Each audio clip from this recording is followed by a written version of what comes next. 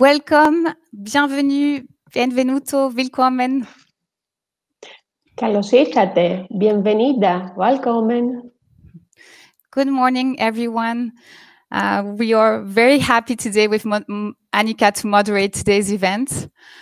We can see that we already have many of you here present with us, over 100 already, and more are joining us right now. So thank you all for being with us this morning. You are all coming from many different countries. You can see on this little map that we did, you are coming from different European countries. You are representatives from different associations working in the field with unaccompanied minors. We also have social workers among you. Many are from international organizations. Some of you are researchers, academics, and also funders. So we are very happy to welcome you today. This is a very exciting moment for us on behalf of all our partners here present. And we hope, obviously, that everything will go fine with all these technical aspects. It is a great pleasure to share with you about this European journey that we started 3 years ago now with our different European partners, 4 partner associations from Italy, Greece, and Germany, and researchers.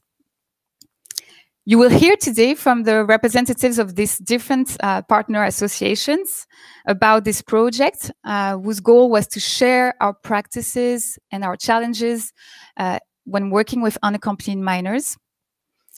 It involved around 50 social workers across the different 4 countries.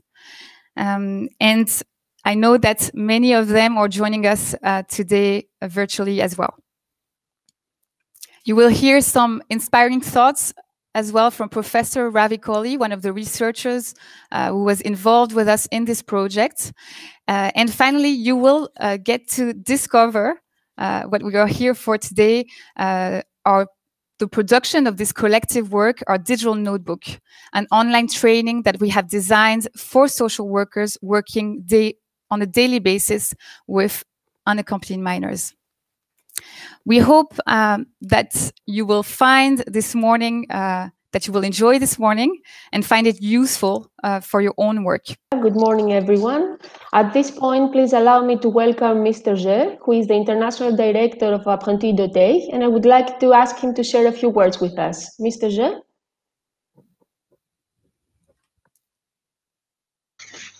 Yeah, thank you very much, Nika, and thank you very much, Laura. I want to welcome everyone to this international webinar on behalf of Apprentis d'Auteuil, the French foundation, part of this European project with the Italian, Greek, Belgium, United Kingdom, Greece, and German partners. First of all, I want to thank especially the financial partners who gave us their support for this event's organization. In particular, the French Erasmus agency, Erasmus Plus Jeunesse Sport.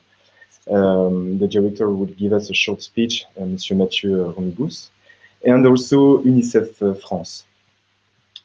I want also to celebrate today and to express my joy and pride to be gathered for this event, maintained and transformed, as Laura said, into a webinar format, despite the COVID crisis.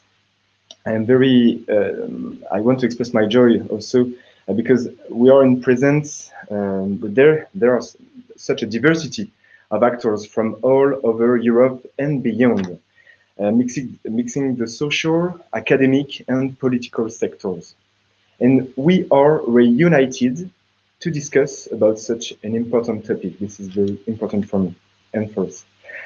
Secondly, I want to recall and remind that Apprentis d'Auteuil and its work is toward unaccompanied minors is an historical commitment. Child protection and care is at the heart of our foundation, in the DNA of Apprentis d'Auteuil's work in France. The foundation and the unaccompanied minors share a long common history which dates back to its very beginnings. When one of our founding fathers, le Père l'Abbé Roussel, in the 1860s, moved by the plight of young people living in the streets of Paris at that time, began to welcome one, then two, then three boys, the Parisian Poulbeau from Montmartre Hills, the Kanaks overseas, Berrichon from other French regions, teenagers also from Russia or China. In the early 1980s, there were young people from Southeast Asia, both people fleeing the war, who came to French apprenti d'auteuil structures. And today, 40 years later, these young people come mainly from West Africa, Mali, Guinea, Ivory Coast, but also from Asia, Pakistan, Afghanistan, Bangladesh, and to a lesser extent from Europe, especially Albania and Kosovo. Each of them bringing with them their personal story, their journey, aspirations, and dreams. Today, in line with our mission, and because these children are entrusted to us, to Apprenti d'Auteuil, under the child care system in France, we're unconditionally welcome them and support any child and young person at risk without any other consideration than the child's best interest, regardless of their origins nor religion. Apprenti d'Auteuil is committed to providing its know-how and its strength to provide good quality care to unaccompanied minors, adapt to their needs, allowing each young person to grow, to learn, to be trained, in order to find their own place in our society and to become active, responsible adults. Today, Apprenti d'Auteuil supports more than 2,000 young unaccompanied minors in its child protection homes and specific services in France. These young people, these children are our primary source of inspiration and also dynamism amid our beneficiaries. Finally, I want to stress the importance of collaborating with our international partners, of working in a community of actors in an alliance. Our work with our partners in France and internationally, the reflections, the projects like this one carried out with our European partners within our International Alliance Action for Families and Youth are essential. Apprenti d'Auteuil acts in partnership with others to continually improve its practices, to innovate, in order to better meet the needs of young people, to welcome them with dignity, in order to enable them to find their place in society. And in the context of constrained resources and the special context, European and international special context, we are convinced that knowledge and expertise must be shared, pooled with others, made available to educational teams, especially in this health crisis context today, and the challenges it presents to our associations, in particular to social workers in the field. I want to give you a message of hope on our ability to pursue our mission, to go on and to adapt, to meet educational challenges. So today we will discover the concrete fruits of this collaboration with our partners from Italy, Greece, Germany, United Kingdom, and Belgium. An online training to support and train social workers in Europe. May it be useful and rewarding for all the teams of social workers involved on a daily basis with these young people. So thank you for your attention and have a good webinar. Thank you very much, Mr. Je, for your warm welcome. I would also like to welcome Mr. Gumegus, who is the director of the Erasmus Plus Youth and Sports Agency in France, which is the main supporter of our project. Mr. Gumegus, a few words from you too, please.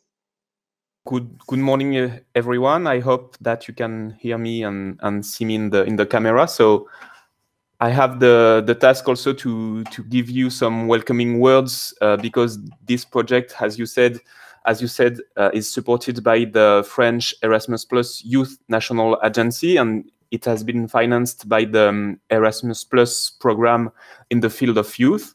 And I just want to say that I am really happy to assume this task, and for several reasons. First of all, as you probably know, since yesterday we are celebrating the Erasmus Days. The Erasmus Days are 3 days of celebration of the Erasmus Plus program in Europe and all over the world. So during these 3 days, the European Commission, national agencies, organizations, and also beneficiaries are organizing events in order to share their experiences in the frame of Erasmus Plus program. So I think that it's a really good idea to organize your events and this webinar during the Erasmus Days. And I also wanted to say that your project provides a really good answer to a major challenge in Europe, the support of unaccompanied minors. And it is totally in line with the priorities of the French National Agency Erasmus Plus and totally in the frame of the Erasmus Plus program. I also wanted to underline some key elements of your project and say that your project can really be a good example for other projects. First, this project is based on exchange of practices and on peer learning. Also, the cross-sectoral aspect of this project is really interesting and reflects the reality of the daily work in terms of support of unaccompanied minors, insofar as the professionals involved come from different sectors. The project therefore responds to a need to cross practices in order to guarantee monitoring and appropriate responses. And also another key aspect of this project is the complementarity of the partners and the coherence in the construction of the consortium. You said that you have a lot of partners from France, from Italy, from Greece, from Germany, United Kingdom, Belgium. I hope I didn't forget anyone. And so it's a very, very large and interesting partnership. And as I said, this project has been supported in the frame of the Erasmus Plus current program. And as you may know, the European Commission is now working on the future program for the 2021-2027 period. And I am sure that this kind of project is totally in line with the priority of the next Erasmus Plus program, who will be even more inclusive. So I am really convinced that your project will inspire a lot of other projects in the future program. So for all these reasons, I just want to congratulate you for having developed this project. But unfortunately, I won't be able to stay during all the webinar because I have other meetings in the morning. But I am really interested in the results of your project. So I wish you a very fruitful webinar, and I look forward to read your conclusions. Thank you very much. Thank you very much, Mr. Roumegus, for your encouraging words. We will start now with a first panel discussion with the different representatives of our partner associations. I will invite them to join me now onto this panel virtually. Jean Zéné, who is the head of International Street Children Program at Apprentis Auteuil and the leader of this project. Helmut Ramstahler, Federal Consultant for Children, Youth and Family Welfare Services at CJG in Germany. Michaela Valentino, she's the European Projects Coordinator at Salesiani per il Sociale. And finally, Valeria Linardu, Social Worker at the Smile of the Child. So before hearing from each one of you about your experience of this project, let us start for our guest with a little flashback video to when the project started, which hopefully will allow all of the participants today to understand a little bit better what this project was all about.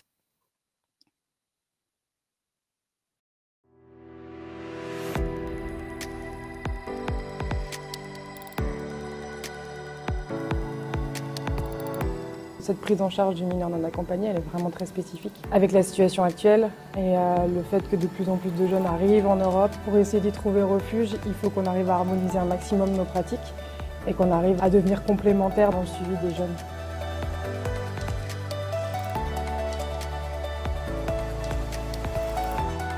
να μοιραστούμε τις διαφορές μας, τις ομοιότητές μας και να προχωρήσουμε μαζί.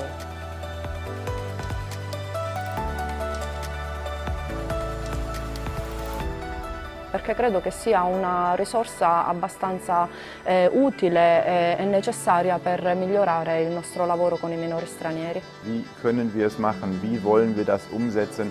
Wir haben gehört, ihr habt das und das geteilt und wie können wir das im Alltag machen?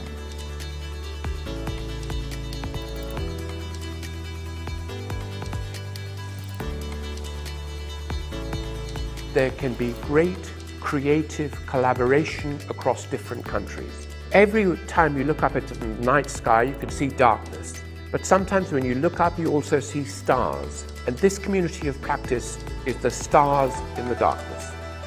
And we should be guided by them.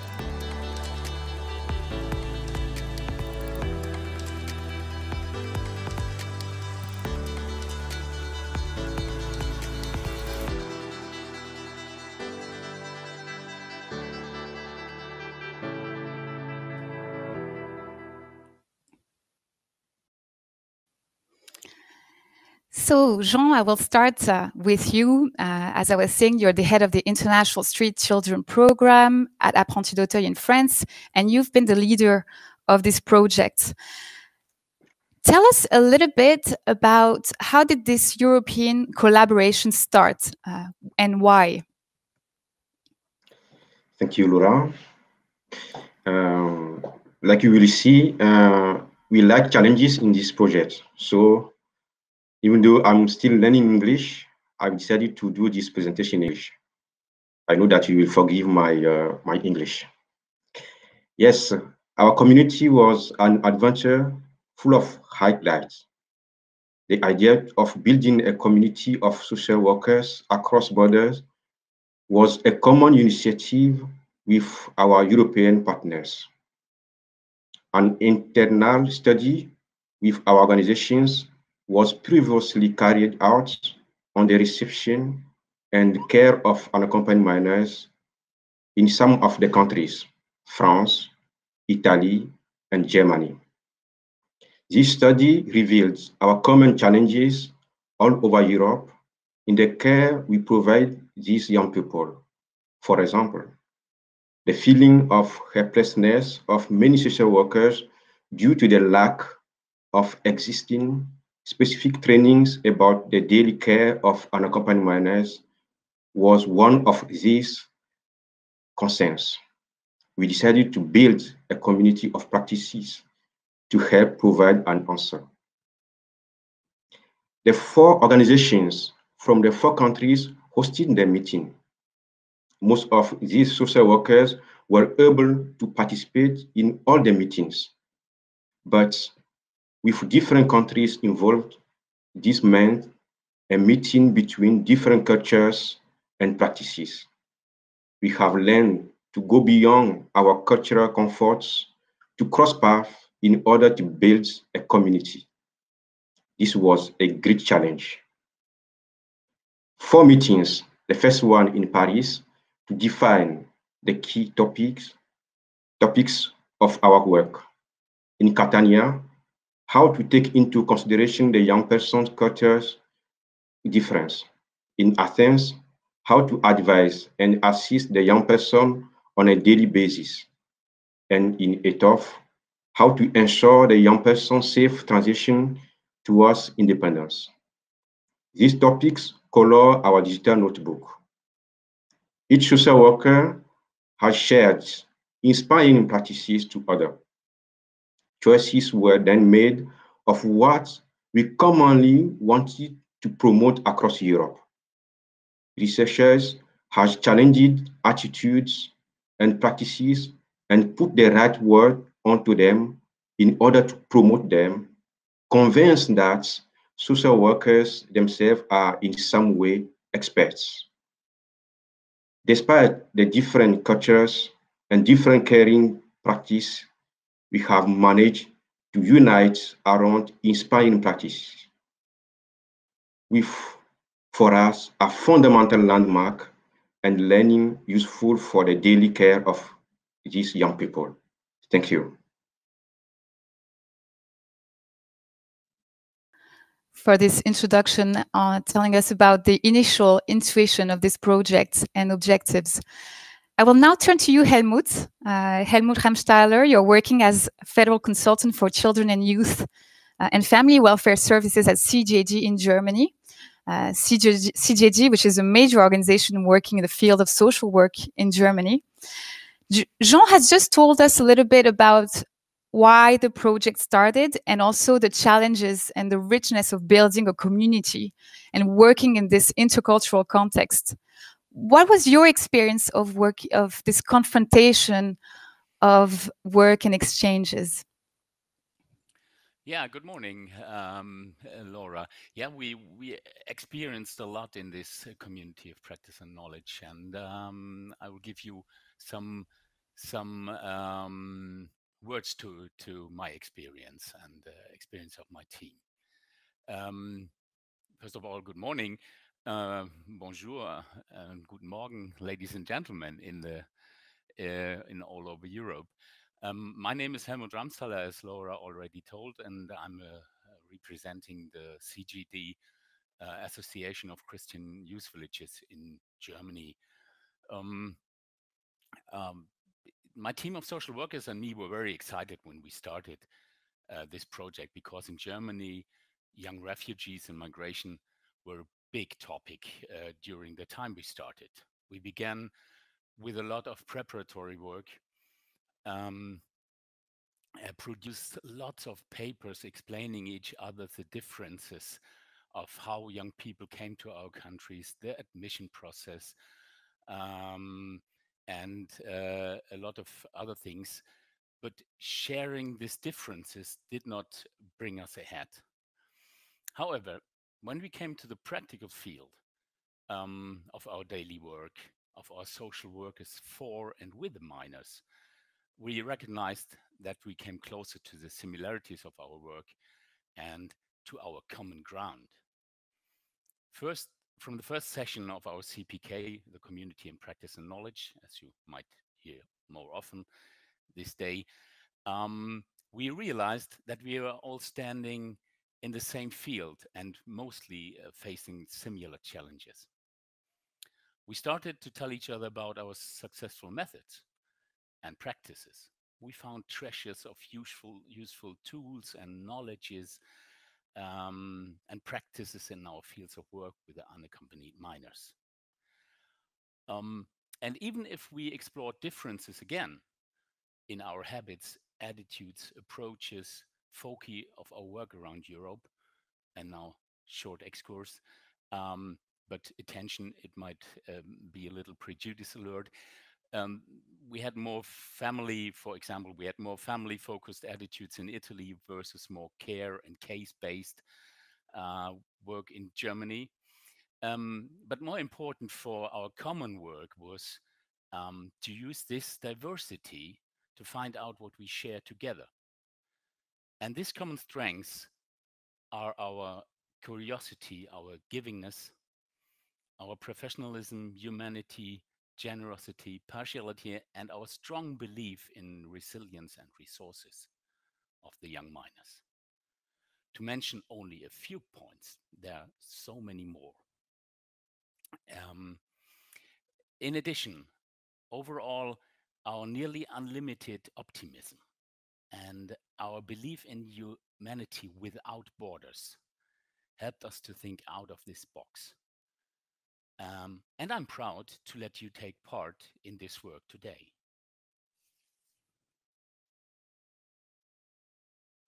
Helmut.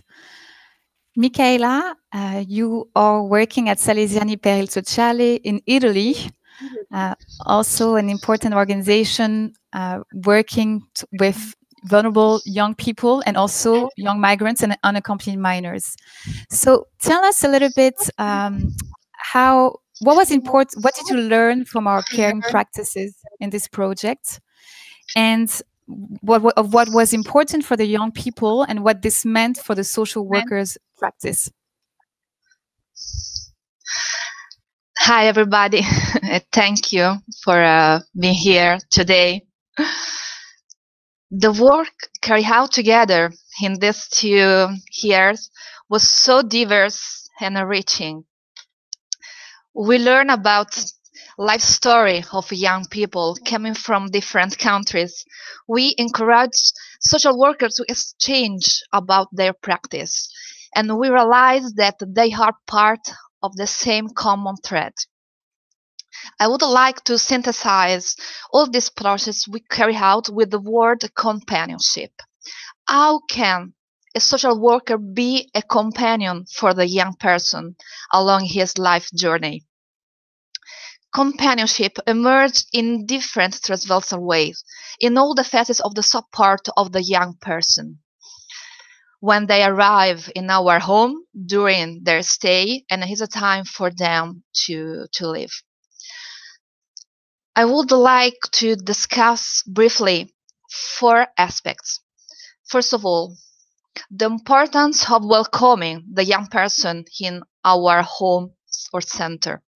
The home that welcome is like a new home, is everyday life, is a human warmth, is construction of meaning, is collaboration among peers, a respect for habits and rules. The second point is the reflection of the absence of the family of the region and his role. From the stories told by social workers across countries, the loneliness of the minors emerged, the painful experience, the family that they are no longer there, or distant family who need them. Often, unaccompanied minor have to be responsible for his or her family. And the social worker often finds himself or herself helping the minor to manage the relationship with the family. We chose to have a focus on that in a digital notebook.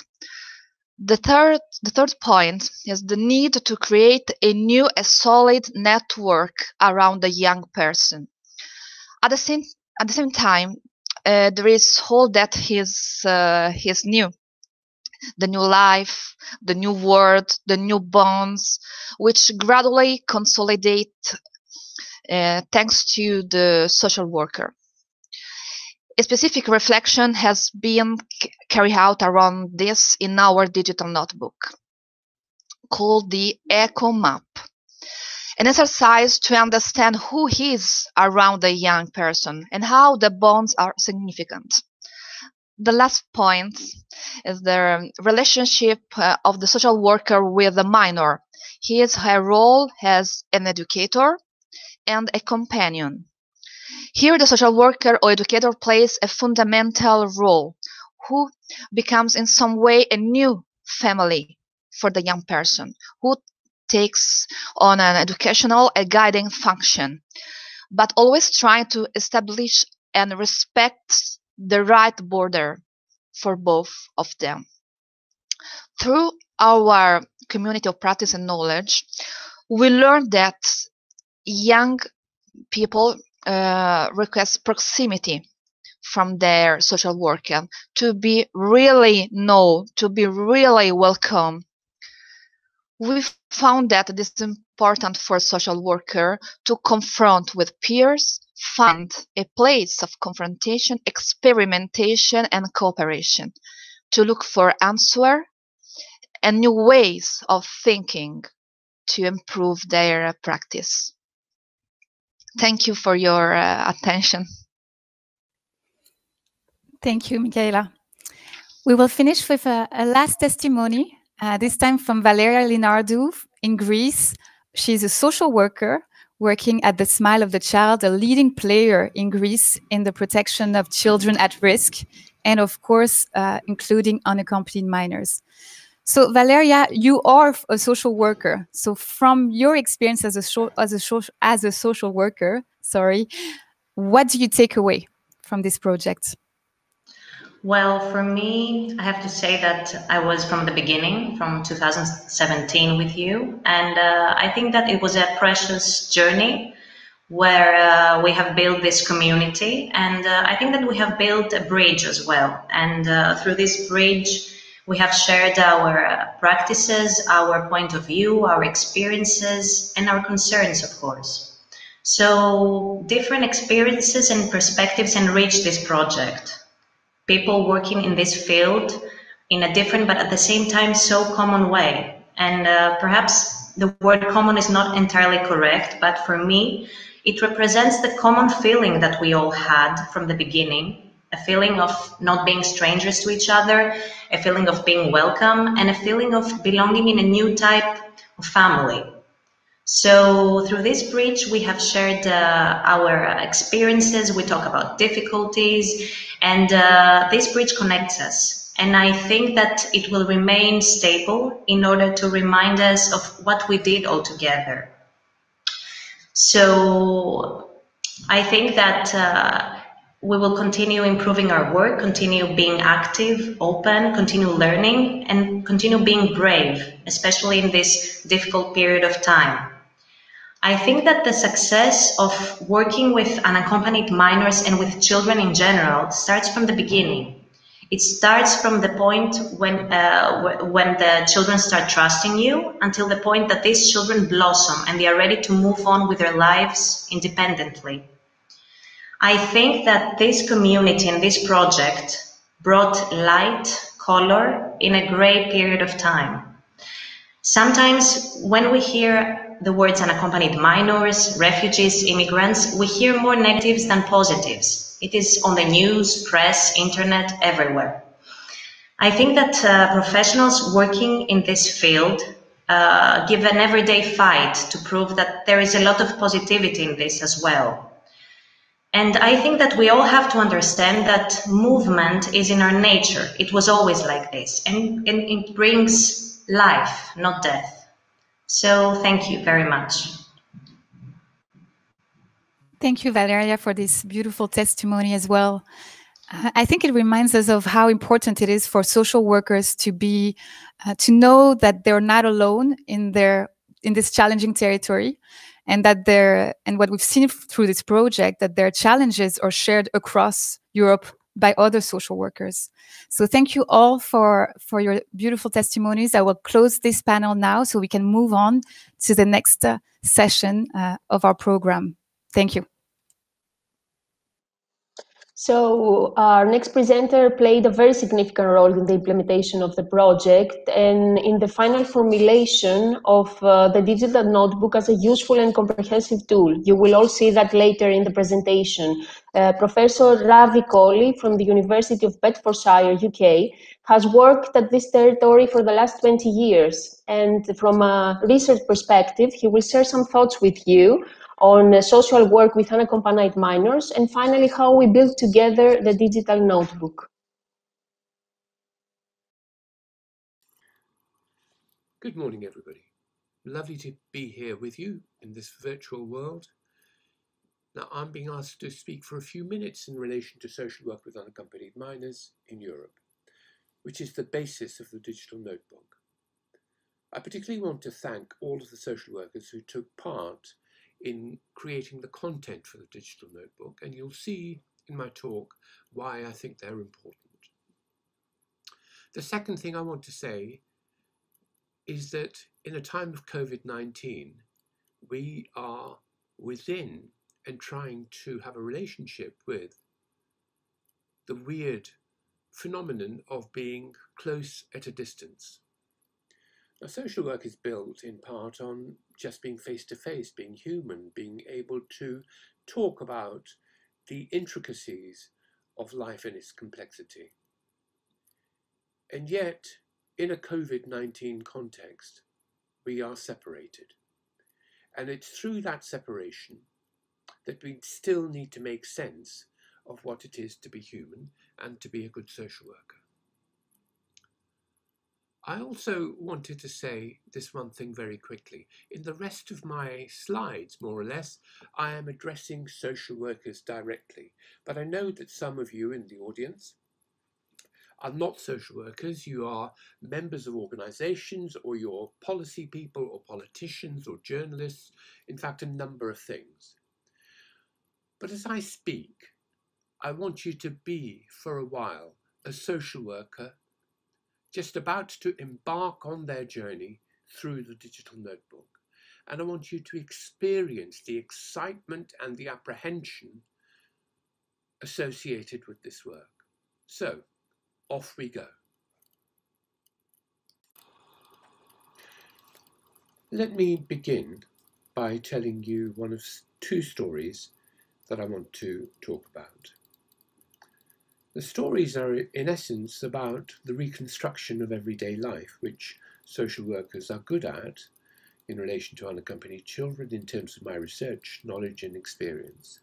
But this is the way it shows itself from time to time, not necessarily through research, but through stories that are gathered and passed around as part of illustrating young unaccompanied minors and their resilience and capacity to deal with adversity. Now the first story first, the phone. This is provided by an organisation called Art Refuge, which is a charity that I work with in the United Kingdom, although it does its work in all sorts of places, including very fragile places in some of the countries where the digital notebook was designed and implemented. So this is a story from one of your countries. Imagine having a mobile phone. We all do. We all know the purpose it serves. Essentially, it does three things. The first thing it does is helps us to remain connected to our past. For example, imagine the music that you have on your phone. Imagine the photographs that exist, the places where you've been, the messages that you've sent on WhatsApp, and so on. It helps you to remember as an important function. The second thing it does is it can show you where you need to go, what your future is, what the maps are, both metaphorical and real maps, for you to use in order to carry on going forward if you need to or you choose to. So it's great for finding a future. And the third element, which fits with the past and the future in that way, of course, is it helps you to find your way around. It connects you to people who matter in the present, in your circumstances. It gives a sense of community. So if it does that for us, the mobile phone, then of course you can imagine that it does that for unaccompanied asylum-seeking children too. Why shouldn't it? Why wouldn't it? And why wouldn't it be the piece of equipment that sometimes in one of our countries the police choose to use to snatch away and smash? This happened.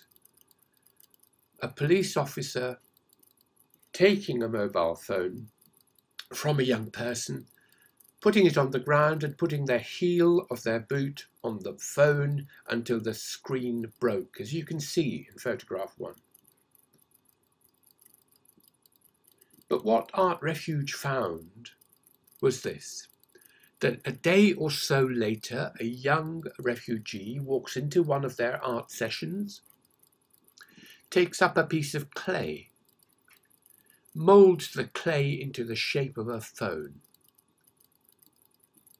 puts all of the numerical pieces in place. You can see it's quite an old-fashioned phone now. It's not one of the new ones. But what he does is he still gives it a screen. And what he does in addition, in the screen, rather than put the name of the provider, for example, O2, in the UK provider network of mobility, the young man put simply OK. And for Art Refuge and for me, one of the things this means is the capacity that young people have to reconstruct, even as a facsimile, some of the things which are important to them, and to signal, even when there is no signal on the phone itself, because it has died, but to signal a sense of being okay in awful circumstance. And the reason I think that this is important as a beginning story to tell you is because it's a story which social workers often hear once the drama of arrival is over and once people have moved towards the shelter of your protection. So in terms of the shelter that social work provides, what is it that we need to understand about practice itself that helps generate the architecture of the digital notebook? Let me take you through 4 steps. One of the things social workers tell me as a researcher again and again is that they chose social work in order to step towards somebody who needs help. It's not a profession built on ignoring or stepping away from adversity. It steps into a problem. And as we do that, we take into account that we are stepping into complexity, that no problem or no resolution is without its complexity, and that we have to find a solution for ourselves and other people which looks beyond simple positions of being good and bad. That social work deals a lot with the grey between the black and white of goodness and badness. And it's into that complexity that people want to step in terms of engineering their practice and making it feel alive.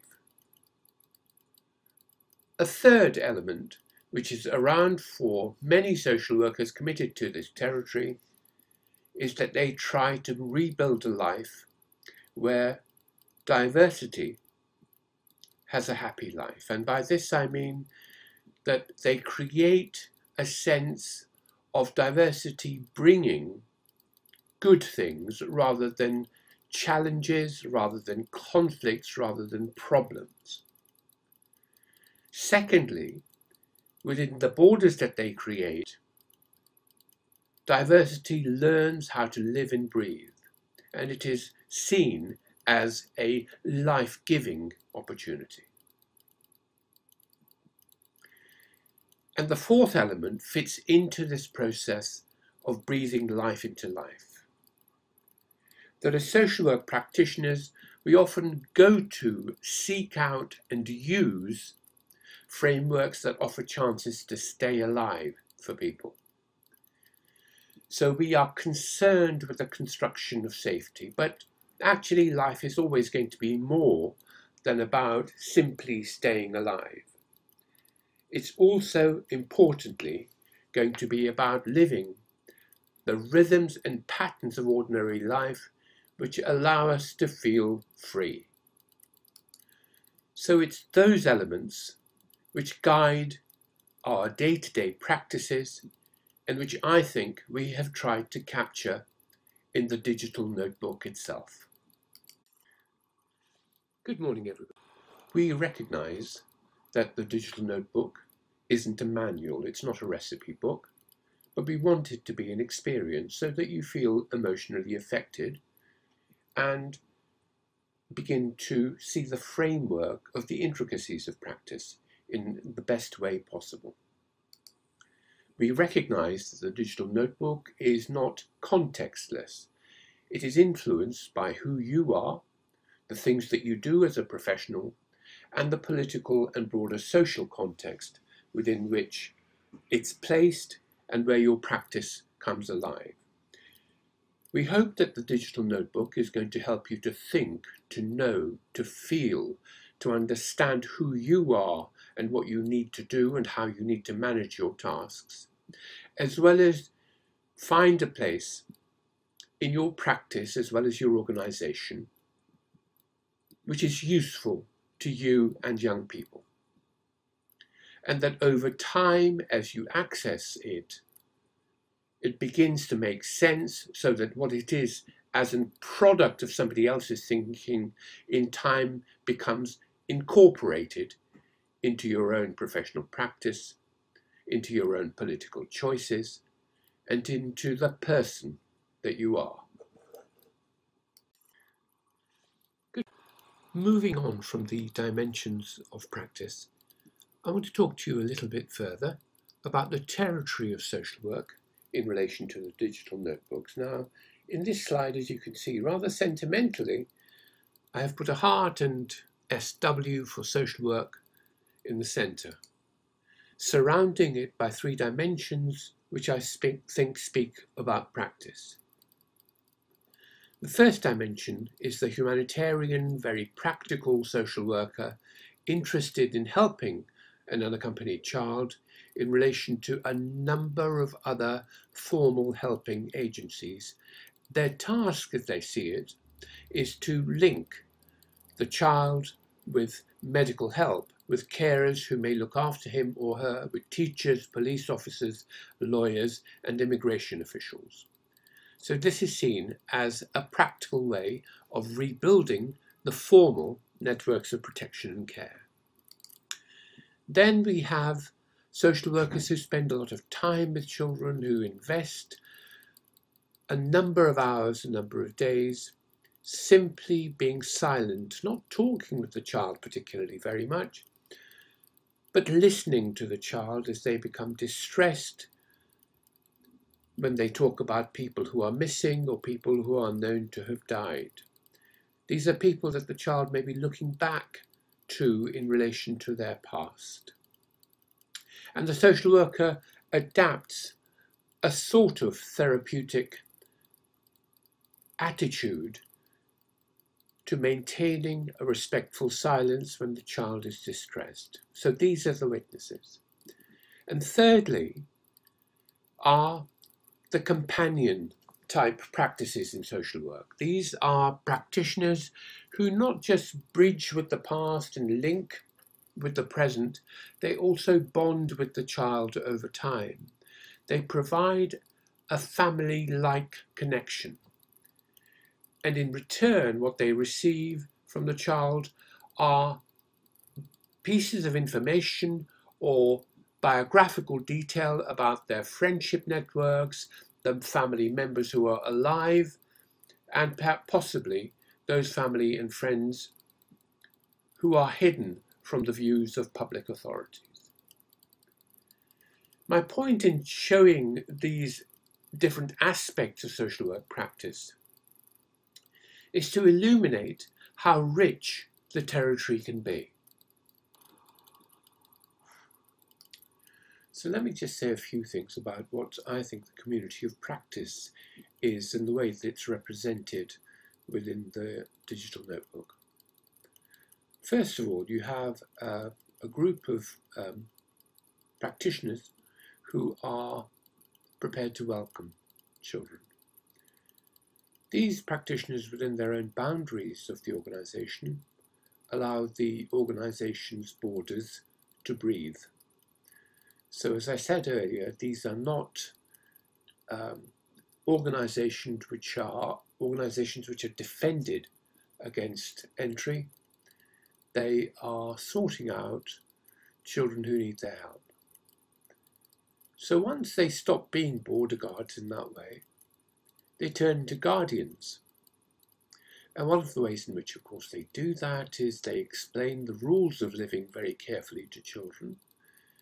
They are resourceful in terms of finding things for the children to have and to do. That they recognise how important and how serious it is to have fun, to re-establish something like an ordinary life. But it isn't just dwelling on the surface of things that interests them. It's also about working in complexity and lasting out for the child, enduring with the child in a way which takes the child's ups and downs into account and makes the child feel understood. There's a profound commitment that I can see in those communities in each of the countries around being human, holding on to the pain both that the child brings into the situation and the pain that you feel as a practitioner sometimes when you are frustrated at not being able to create magic in order to make things better. But you have to work hard in painful circumstances. And they recognize that children often come buried beneath stories of different sorts, which they present to people in different ways, hoping to be protected. And all of the stories are, in their own ways, complicated expressions of living. And they can't all be true. But a good social worker doesn't get preoccupied by lies, or indeed preoccupied by truth. What they do is they see the story's function, the story as a key, the story as a way, a gateway towards a better life. So they act in relationship to the stories with kindness. They know sometimes that when children are faced with all sorts of authorities which are preoccupied with saying no, that they sometimes might need to be subversive in being able to say yes, even to small yeses, in order to help the child to live on and to breathe. And they know the importance of being kind. And at the end of the day, to bringing life back to a child. And here you see them, or at least some members of them, because the communities themselves came to change over time. But you see them in their laughter, you see them in their presence, you see them in their international sense of solidarity. These people are before you not because they have the answers, but because they know how to ask the right questions in the right sort of way in order to make children feel as if they can progress. Now, let me fulfill my promise of telling you a second story. This is the story of a little wave. A little wave who is in the ocean, rolling along, and sees land, looks at the land, and is terrified that he is going to crash. "I am so frightened," he says to the passing bigger waves around him.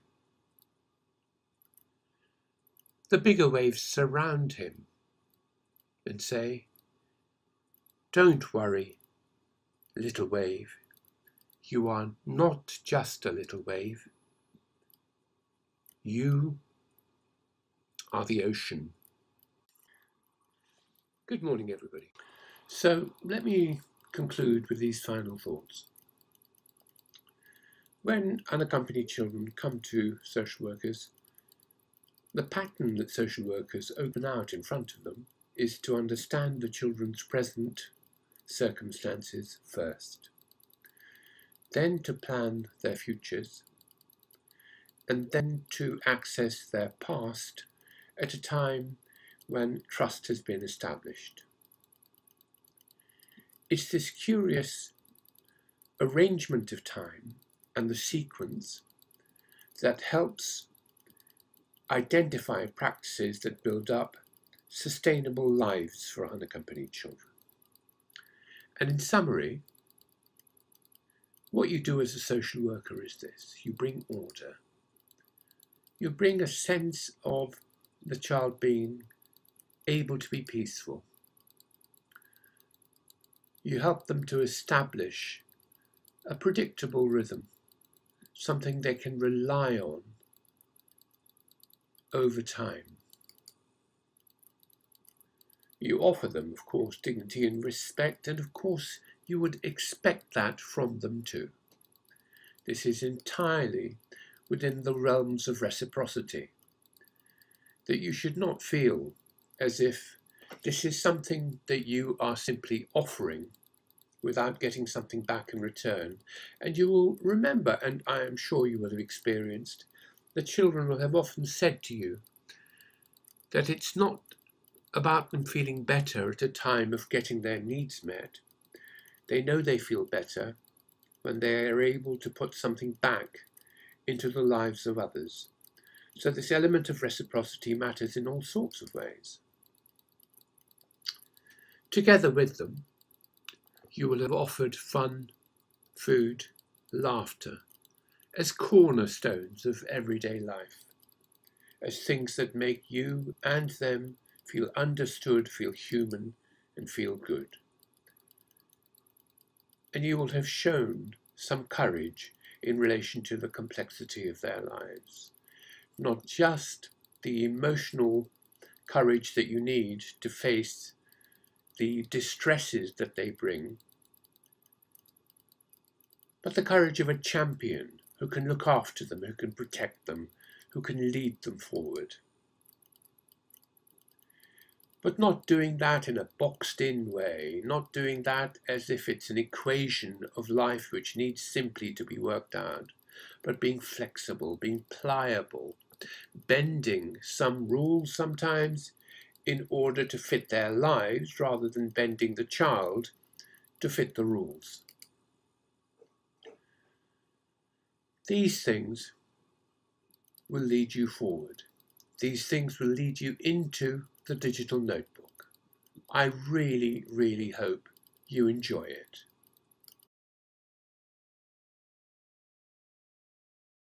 Thank you very much, Ravi, for this presentation, this inspiring presentation. Your reflections here have guided the choices that we have made into the digital notebook. So thank you for this. Ravi will join us for the questions and answer session at the very end. So please, again, feel free to ask any questions that you would want to ask Ravi through the chat. So now is the time to move on and surely to present to you the digital notebook, the moment that you've been waiting for. Let me introduce you to Aurore Capriles, my colleague at Apprenti d'Auteuil, our instructional designer. Aurore has designed the training of the digital notebook out of the reflections and the productions of our community of practices and knowledge.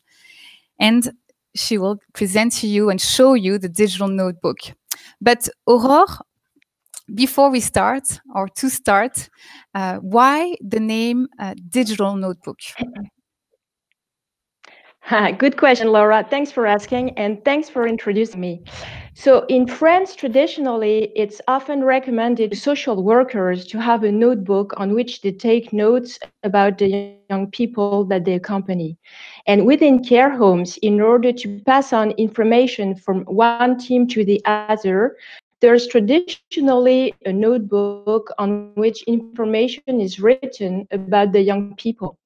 These notes are useful for social workers possessing them. It allows a reflexive approach on their own practices, but also to follow social workers with whom they share their learnings and questions. So we thought that this was great as a symbol to use for our learning path, and that's how it all started. So today we have such a gift to share with you, and thanks to your action with all the social workers who fight every day to make this world a better place. What you're going to see now is something unique, innovative, not only in its format, which, as you'll see, is extremely fun and interactive, but also in the nature of the content itself. As Professor Ravi Colley once said, this digital notebook that you're going to see is a testament to the humanity of the social workers who contributed. So the keywords in what we've created are truly humanity and sharing. And I hope you'll be able to feel that all along this presentation. So first, I'll start with an overview of the main features of the training path, and then I'll move on to the demo of the online training within the platform. Sounds good? So without further ado, let's dive right in.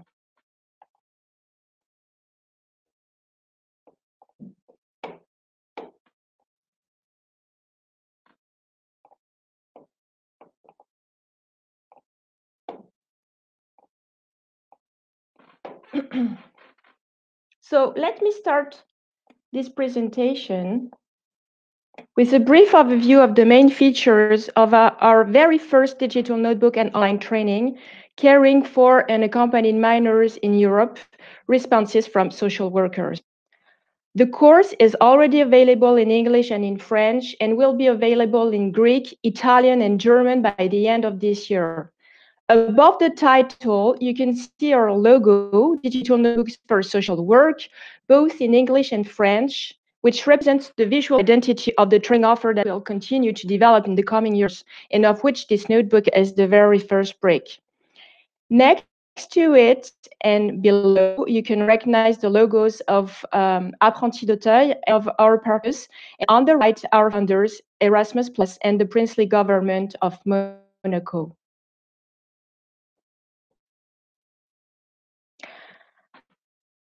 The course is composed of 4 multi-device modules, which will be accessible 24/7 from the time the learner registers for the training. The training will also be accessible offline on mobile phones. So I indicated the address of our learning portal, as you can see, but Laura is going to give you all the connection details by the end of our webinar. The first module of this series of 4 is an introduction, which provides elements that constitute an important base of knowledge for the rest of the learning path. The next 3 modules have been designed to answer this question: how to accompany unaccompanied minors throughout their stay in care homes. For this purpose, we've designed 3 chronological modules corresponding to the 3 following phases. Firstly, how to welcome young people when they arrive in the care home. Second, how to care well for them throughout their stay. Finally, how to provide the right support when it's time for them to leave the care home. The aim of this course is to share practices, tools, and advice from field professionals on the one hand, and from research work on unaccompanied minors on the other hand. This international crossover between theory and practice offers multiple perspectives for the learner, which is the greatest asset of this program. This free training has been designed for social workers, volunteers, and more generally, anyone working with unaccompanied minors, whatever their level of experience, from beginners to experts. Our objective is 1,000 social workers trained by 2021. The total duration of the training path is 5 hours if all the activities are carried out.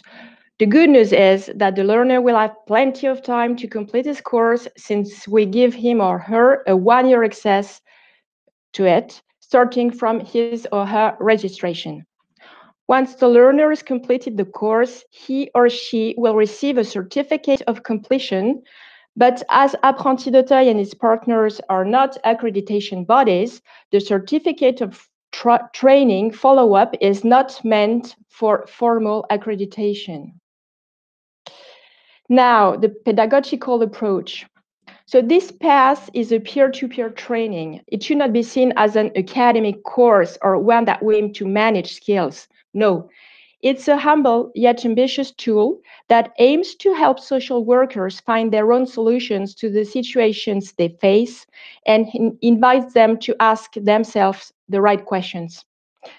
This path doesn't impose definite answers. It offers perspectives and keys to understanding. It contains some self-assessment activities to be done for oneself, which allow the learner to reflect on his or her own practices and to take a step back from them. Seeing what others are doing in other countries is also enriching and inspiring. We are therefore on a non-prescriptive training path in which the learner is free to move around and choose the subjects that interest him or her according to his or her needs. That is what we call, in the jargon of digital learning, just-in-time learning, that promotes need-related training, be readily available exactly when it's needed by the learner. So, why are you going to love this training path? So first of all, the learning experience that we hear is particularly rich and varied. 6 different types of content can be listed. Videos through 17 different interviews, which put together last 1 hour. Audio content, animation, tools, finally online and downloadable text. So you'll see that it's an interactive and playful path from beginning to end, which makes the learner active throughout his training and makes him want to go all the way to the end, even if in absolute terms, he's free to visit the content and modules he wants. The structure is always logical and coherent, easy to follow. There's a beautiful look and feel on each slide. Finally, as I've already pointed out, the navigation is totally free and flexible thanks to the pick and choose formula of this training path, which can be easily adapted to everyone's needs.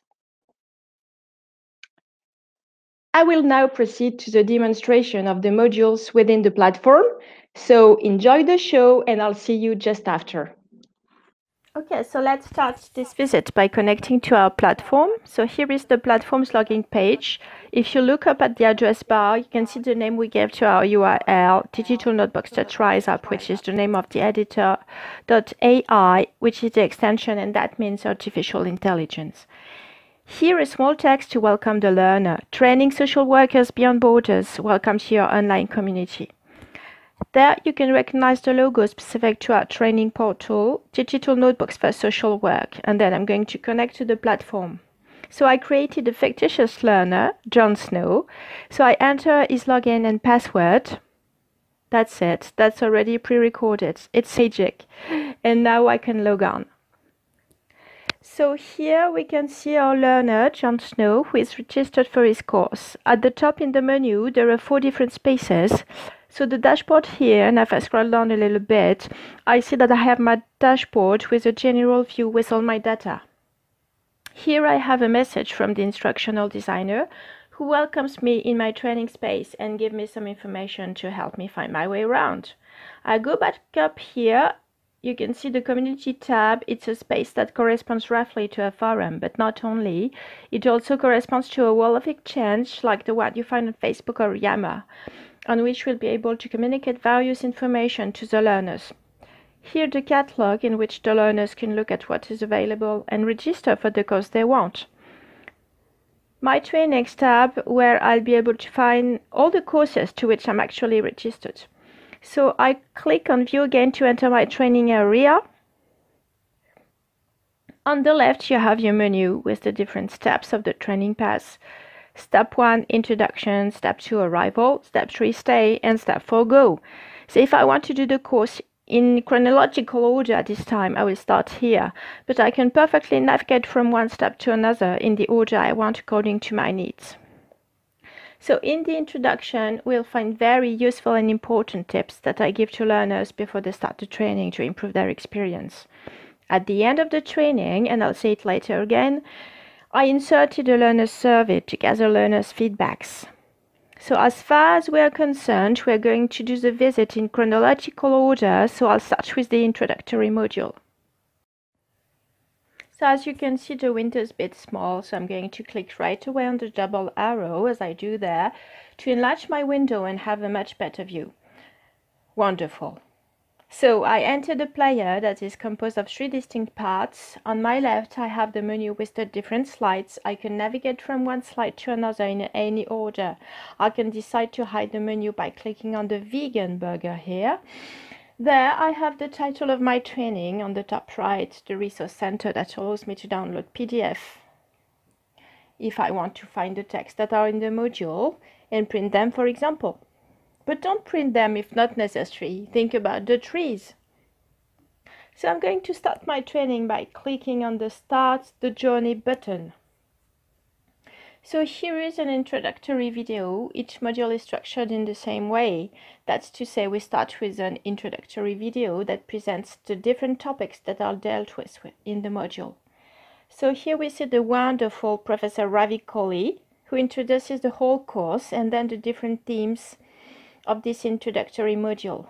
One of the 3 themes which is discussed here is that of the reasons for the departure of young people from their countries of origin. So here you can see an online text in which I can navigate by clicking on these buttons. If I wish to find this text in the Resource Center to download the PDF, it's possible. So I click here and I find it. That's very handy. And by the way, we were really lucky to have two brilliant writers to write the text within this notebook, Professor Ravi Kohli and Helen Jevgenijevic, who we're going to watch in a video a bit later. I'll click on next button, and here I have a very interesting interactive content. Why do young people leave their homelands? So as you will see, this slide goes deeper into the subject. So if I click on the small numbers here, the 7 main reasons why young people actually leave their countries are displayed. For example, here, being sent by his family to study and work to build a better future and be able to send money back to his family living in poverty. So what is described here is typically the case of the young person mandated by his family and who has to find work in the so-called richer countries, and who must send his salary or part of his salary to his family back home. The second theme that is dealt with in this introduction, and which is really central to the entire course, is a study that was conducted by Professor Ravi Kohli that you can see again here. Really cool picture, by the way, Ravi. So he asked social workers to interview 1 or 2 of their young people and asked them in a very direct way what they were expecting from their social worker in terms of what they represent for them as people and in terms of what they actually do for them. So it's called Being and Doing, and I will just show you brief parts of this animation because it actually lasts around 15 minutes. And then I'll go over to the following content. This presentation is about children's views on what they think about their social workers. So as part of the project that we undertook with unaccompanied asylum-seeking children across our 4 European partner countries. Now I want to show you, to start with, the very complex slides that emerged once we put all of the young people's voices together. As you can see, this is showing you something about how busy life is. Here in these 2 dots that you can see are 2 people. And as you can see, they are anticipating each other's presence, they are talking to each other, and they are representing 2 fundamental aspects of getting things right between the social worker and the child. Those 2 dimensions, as I said in the introduction, are about being and doing. Now, the problem is that when you put these things together, everything is happening at different speeds, at different times, in different ways, and it becomes a very crowded context. But don't worry about that. Then the following content is a beautiful letter that was written by the Community of Practices and Knowledge Unaccompanied Minors, and which is addressed to a social worker starting work with unaccompanied minors. So as you can see, we have an instruction here. Put your name below and click the send button. So let's say I'm Jon Snow. I put my name in this block and click on send. John's just received this personalized letter that I'm going to open. Like previously, I'll just show you brief parts of this content and we'll stop there for the first module. A letter of solidarity and hope to a social worker starting work with unaccompanied minors.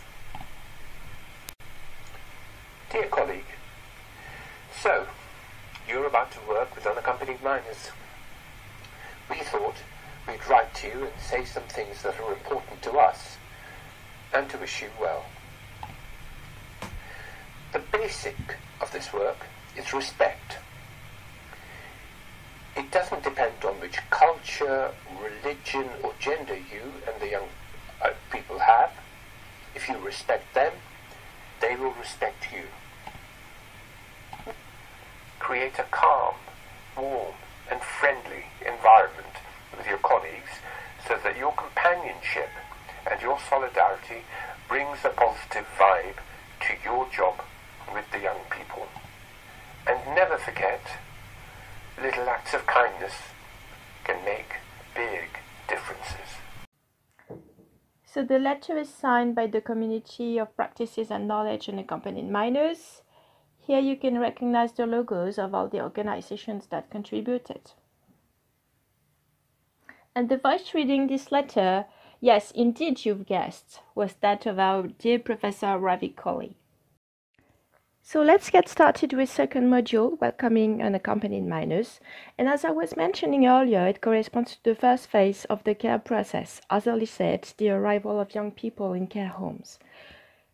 To start the module, we have the immense pleasure to watch this introduction by Valeria Linardiu, who is a social worker who works at the Smile of the Child, our Greek partner, and who will explain one very important and inspiring concept, that of philoxenia. Let's watch an extract of this beautiful introduction.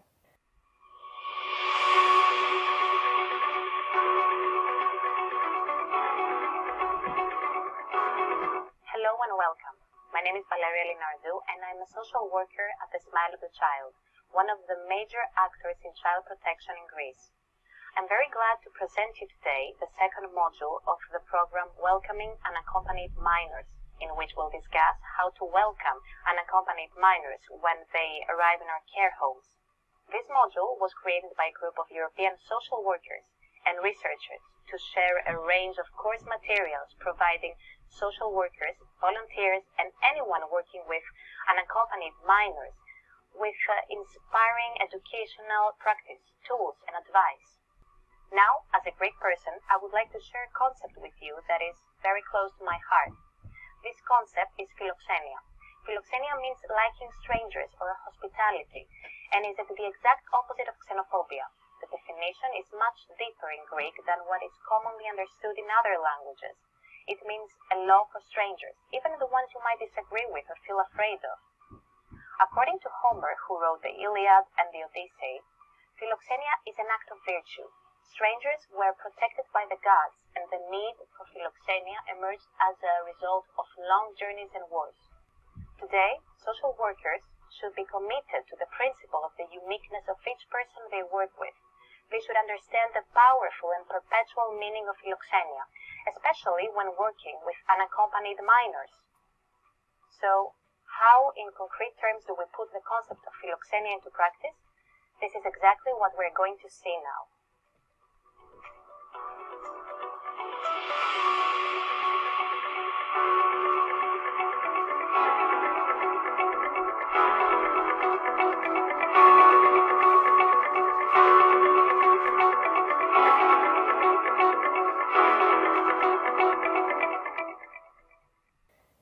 So we have two chapters here. The first one deals with the importance of hospitality and the importance of preparing the welcome time with great care. So here the learner will find diverse content on how to make the newly comer feel truly welcomed in a very practical manner. Like in this video, in which the learner will discover that using words in the young person's mother tongue is a means to show them we care. Cooking and sharing a meal together is also another way to celebrate the young person who's just arrived. So, for example, we can work on several objectives related to this activity. And here I'm showing you an interactive content that I crafted to display these various goals. So just passing your mouse over these vivid squares will reveal several objectives that you can work on while cooking or preparing food and ingredients. For instance, here, learning simple recipes, reading, remembering, practicing and repeating the recipes. You can work on memorization, mathematics. As you can see, there are plenty of examples. Next is a tool called Life Journey. This tool is a workshop that we can put in place sometime after the arrival of the young person in the care home in order to know him better, to start creating links, and to gather information on what he experienced during his migratory journey, or about his life when he lived in his country, and also on his life goals. All this in a non-intrusive manner. So here we have two clickable buttons, and if I click here, I'm not going to do it, I can download a PDF document describing the tool. And there we can download ready-to-use material that I'm going to show you. So this is an educational sheet in which we'll work together with the young person on his or her personal timeline. First, the past, then the present, and finally the future of the young person. So this activity will really be helpful to better engage and communicate with young people and to reinforce a relationship based on trust and exchange. In the second chapter, We'll work on how to build a safe environment for young people, right from the start and throughout their stay, which means providing them with specific and regular information on what is going on, as described here in this text, and also on being attentive to their information needs and treat their need for information with respect. To end this module with a video in which we've interviewed two experts, Daniel Senovilla Hernandez, whom you can see now, and who is a researcher at the Migrantaire, which is a lab specialized in the study of international migrations in Poitiers, and also Hélène Chevchenicevic, who is a national project manager at Apprentis d'Auteuil. We'll watch a small excerpt of this interesting video entitled Helping Them to Feel Safe. Then we'll move on to step 3 of the training path.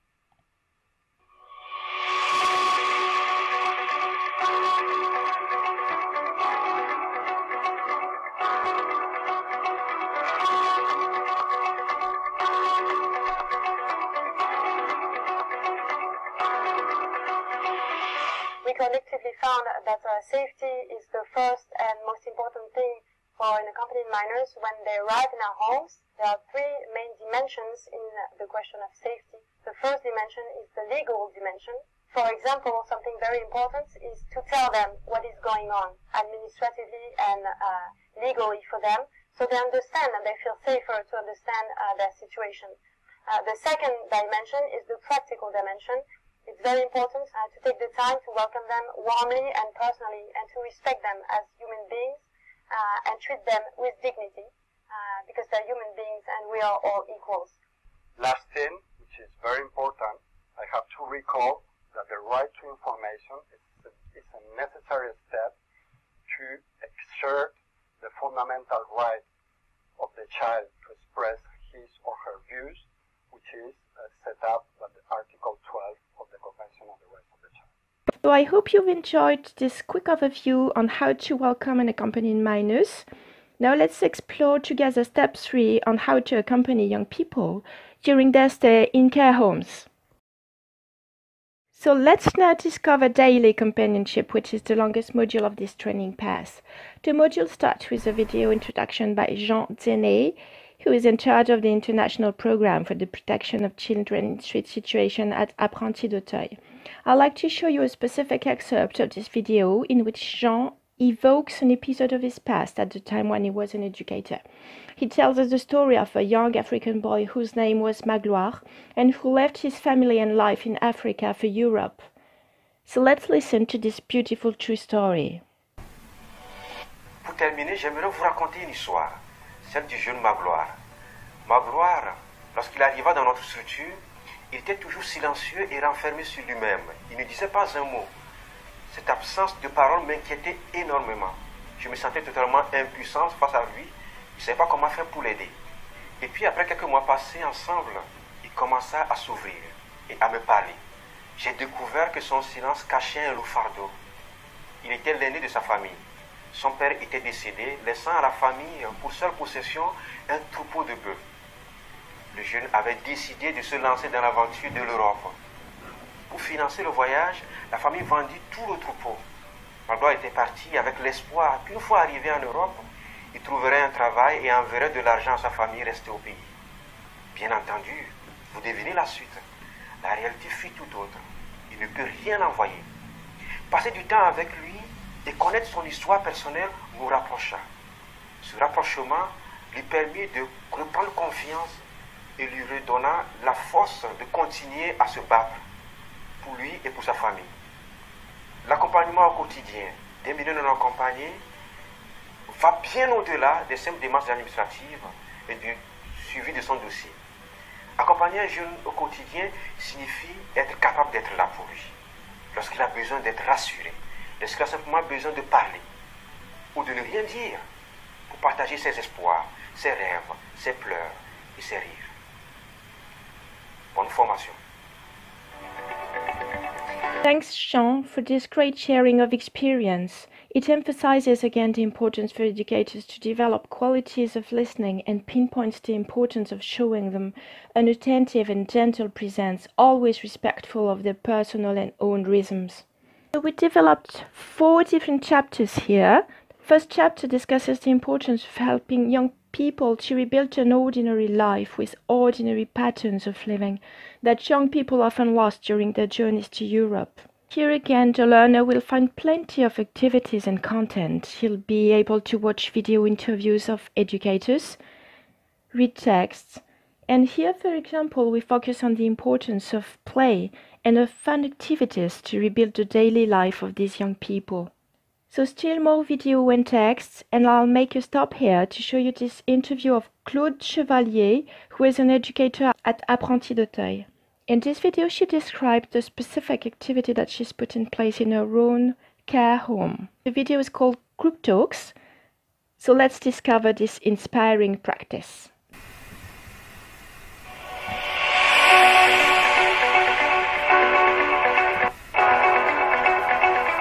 J'ai un espace spécifique qu'on a appelé groupe de parole et qui me permet justement de faire parler l'autre de sa culture à un moment où le jeune est dans une autre culture. Il arrive d'un autre pays et d'un seul coup tout change autour de lui. L'architecture, la manière dont on s'habille, la manière dont on salue, ce qu'on va manger.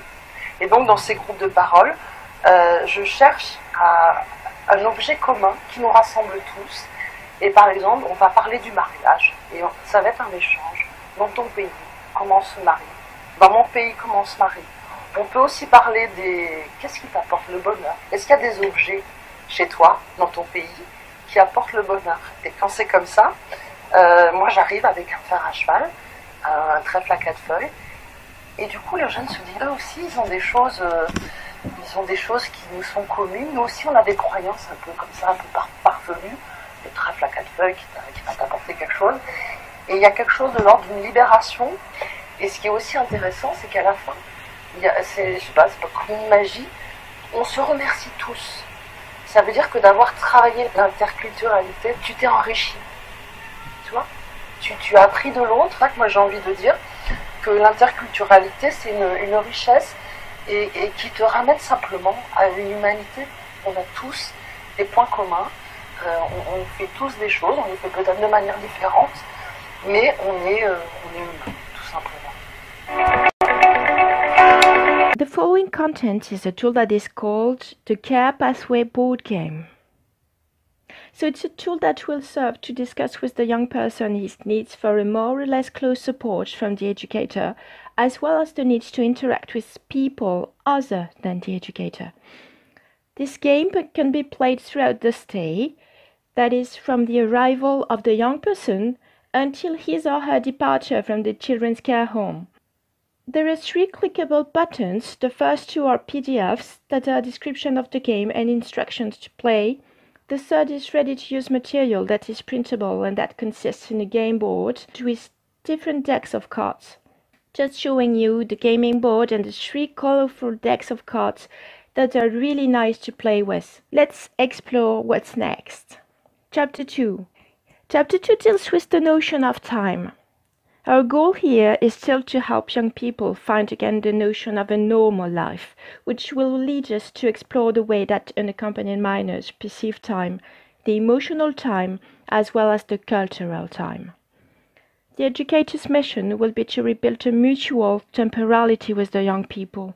So here we give the learner golden advice in order to better manage his own time as a professional. Because you know that one of the major challenges of educators is that they're often bogged down in all that constant papers and administration. So here in this audio content, we interviewed 3 educators who will explain what the notion of time means to them as field experts, and as practice is often completed by theory. Professor Ravi Kohli offers us here a fundamental understanding of what he calls the temporal kaleidoscope that reflects unaccompanied children's lives. Then, if I click, for example, here on this little cross, I can listen to the audio interview of Eliana Ima. Eliana is an Italian educator. We can read here a short biography of hers. Here you can use the player and launch the content by clicking on the play symbol, as I do here. Time has two connotations. The first one is cultural connotation, and the second one is, in my opinion, a sort of emotional connotation. So I stop here. We can download the audio transcript if needed, and then clicking here will lead us back to the menu, where the learner is free to continue listening to another interview. Moving on to chapter 3, which deals with how the educator can cope with the emotional outbursts that young people sometimes have, such as anger, grief, stress, or overwhelming frustration due to family problems. So in order to illustrate this challenge and make the learner think about his own practices when faced with this type of situation, we've filmed a little sketch with 2 educators. So here is Elma. Elma is her real name. She's an Italian educator working at Salesiani per il Sociale. She will play the role of a social worker working in a care home. And here is Patricia, who is a French educator who works at Apprenti d'Auteuil. Patricia will play the role of an unaccompanied minor. So as you'll see, it's an interactive video that is clustered in 2 different scenes. For each scene, the learner will be asked to take a step back and think about what he or she would have done in the same situation. So let's see how it goes.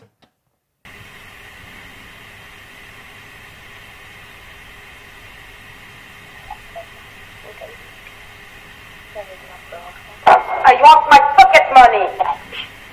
Of course, no. Don't worry, if any kind of problem. I want my pocket money now! Go away! No, I have to close. Sorry. See you later. So as you can see, a pop-up window appears that contains a self-reflexive question addressed to the learner. We invite him to analyze the educator's reaction by ticking the box with the preposition that seems the most suitable for him. This content is also perfect for a team exercise and could give way to interesting debates and discussions on what to do when confronted to this type of scenario. Chapter 4, Privacy, Secrets and Silences. We'll see here how the educator should welcome and understand the silence of young people and how to cope with the fact that sometimes they are not willing to tell the educator what really happened during their migratory journey or about their past life. So here we find again a text that deals with this theme and a video in which Professor Ravi Kohli shares with us the fruit of his research on the subject and insists on the importance of respecting young people's private life and right for silence. Let's listen to an extract of this cream of the crop interview. The point about this constructed story is that it isn't all lies. The second point is that social workers are not immigration. They are not waiting at the border to judge truth and lies. Social workers are there to take care of the young person. So when you listen to a young person, listen first to their story of how they became a human being who wanted to live. Don't judge them about whether they are telling the truth in relation to the asylum story. They may at a later time choose to tell you. They may not choose to tell you. That's not your concern when you meet them first of all. When you meet them first, forget about truth and lies, put them in the background. Appreciate the human being in front of your face. Then we discover another very nice tool called Caring Attitude. So this tool is a digital translation of an activity that was originally carried out during a face-to-face gathering of educators from our European Community of Practices and Knowledge Unaccompanied Minors. The objective was for them to define their most common educational posture through several questions. For example, in the way you accompany unaccompanied minors, are you rather leading or rather following them, or in between these two postures? So as you can see, each concept is represented by a picto, and I'll just have to drag my slider in front of each picture to listen to different voices of educators and social workers who testify of their own practices. Once more, in this little exercise, there is no right or wrong answer. So I'm going to show you 1 or 2 examples. Minors don't have the capacity to choose for themselves. They are children, not adults. They need the social worker to be a leader, to show them what is possible and what is not possible for them to do. I'm in the middle because it depends on the capacity of the minor. If I feel that he's able to do things on his own way, that is autonomous and independent, I let him take the lead. Otherwise, if I feel he needs guidance, then my role is to show him the way. Another example is the testimony of Mehmet, who works at the CGT in Germany. For some, it is not my job to say that it is a wish or your dream. It is not my job to say you can or you cannot do this. I have to try 100% to help him accomplish his dream. If I tell the boy that he cannot do this, I make a mistake. I want to give the boy the chance to make his own experience. Look at Ibrahimovic. He said he was going to become the best footballer. There is no dream too big. I really like the last sentence. There's no dream too big. So true. Well, that's all for daily companionship. I'm now moving on to the fourth and last module of this training pass. So an overview of the fourth and final module of this course. Yes, it's almost the end of this presentation, but not quite. So the name of the module, A Bridge to an Independent Life, that announces well the final phase of the care process when the time to leave the care home is at hand. In this module, we've worked on 3 topics to ensure a smooth and effective transition for the young person into this new phase of his life. First topic and chapter, we'll see how we can meet the needs of unaccompanied minors for a sustainable social network of friends, family-like figures, and professionals. Here again, you'll find diverse online text, interviews of educators who explain how they build safe networks with the help of volunteers within their respective organizations. Next, a very interesting tool which is frequently used by social workers and that we refer to as the ECHO map. The objective is to build a graphical representation of the personal and social relationships between the young person and his environment at a specific time from the young person's perception of his or her social network. So here, 3 clickable buttons. First, Discover with a downloadable PDF file, then Instructions. And if you click there, you'll see a playful animation explaining how to draw an eco map. Finally, one online example of an eco map. So let me show you the instructions.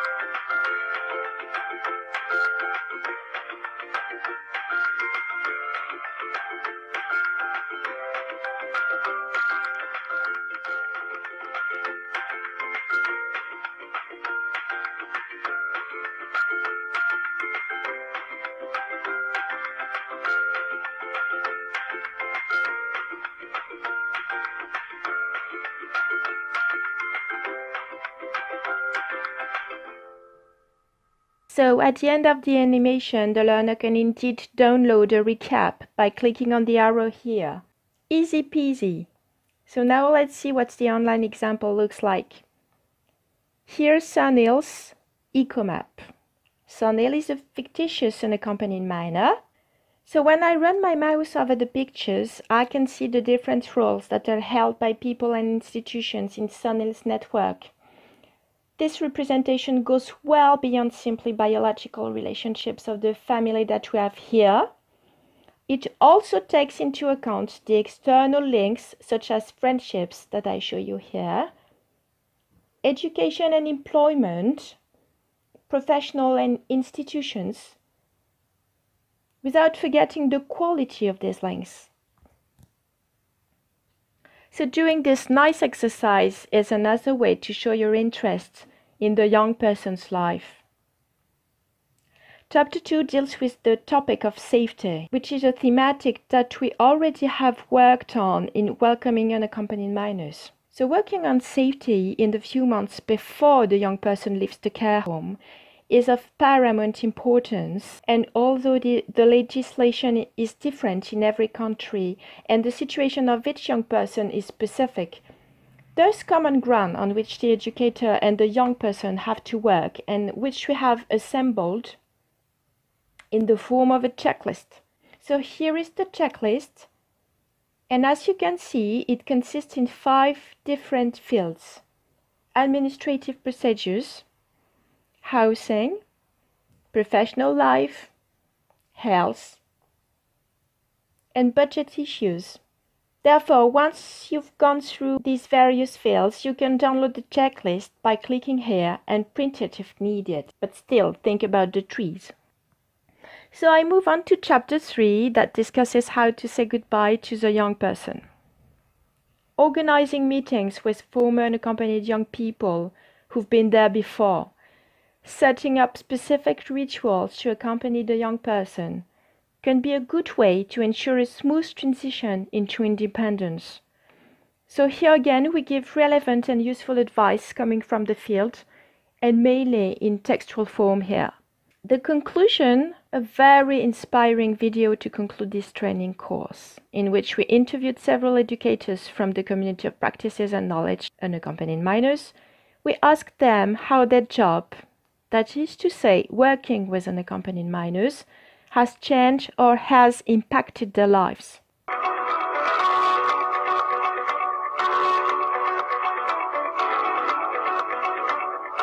Working with unaccompanied minors really changed my life because I learned so many new things, like culture, like different point of views. It's working with minors in general, children. They are children. There is no difference between unaccompanied minors and children. Travailler avec les mineurs non accompagnés m'a beaucoup apporté dans la vie. Déjà une sérénité au niveau de mon travail avec ces jeunes. Et je me rends compte que j'ai développé le sentiment d'empathie. This job is exciting. It gives me the desire and the strength to learn continuously. It opens my eyes to the needs of the others. It changes my way of thinking and my way of living. During my traveling in Kenya, the experience from work with the minors, they helped me in the country. So I learned something about the language, and I come back to work and I could speak with the minors some words from Kenya, and they were so happy. They were very feel close to me. Ça rejaillit dans ma vie personnelle, ce que les mineurs non accompagnés m'ont apporté. C'est pour ça, quand la direction m'appelle, dit on va recevoir telle personne, vraiment je te reçois tel que tu es, avec le seul bagage que tu as, ta culture, et c'est ce que j'essaie de vivre dans ma vie personnelle aujourd'hui. Et à chaque fois, les gens ont tendance à me dire tu aimes tellement ce que tu fais aujourd'hui que on a l'impression que ça rejaillit dans ta vie. C'est grâce à ce travail que je fais auprès des mineurs non accompagnés. It's not only about refugees or great children or children from all over the world. They all have the same needs, like love, care, trust, support. So for me it's a gift and is a big responsibility because I have to support them and give them a better chance to their new life. Working with the unaccompanied minors helped me being more close to the reality and what's happening with all this refugee crisis, especially in Greece. So it's a job that keeps you alive and it's closer to the to reality than theory, which is perfectly fine, but for us working in the field is totally different. So much for the final video of this training pass. So I'll just show you the last slide where the learner is congratulated for having finished the course and is being offered a little goodie.